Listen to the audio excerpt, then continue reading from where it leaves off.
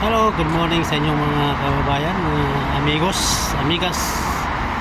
Kamusta kayo lahat?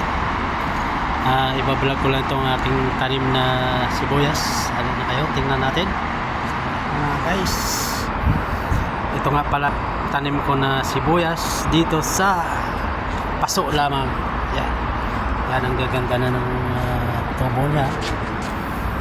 Kaya sa tuwing magluluto ako na kailangan ko to siya, yan, may damo pa.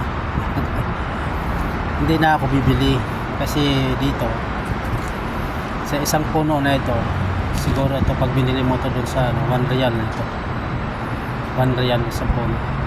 So magkano isang real sa piso is 15.50 yata, 15.50 piso 1 real. So magtanim na lang kayo kahit sa paso-paso na lang para hindi na kayo bibili, mga guys, mga amigos, amigas.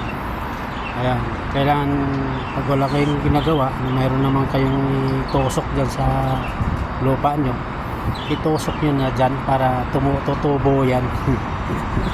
Okay mga guys, yan mga guys, paki-like ng video, paki-share na lang kung pwede.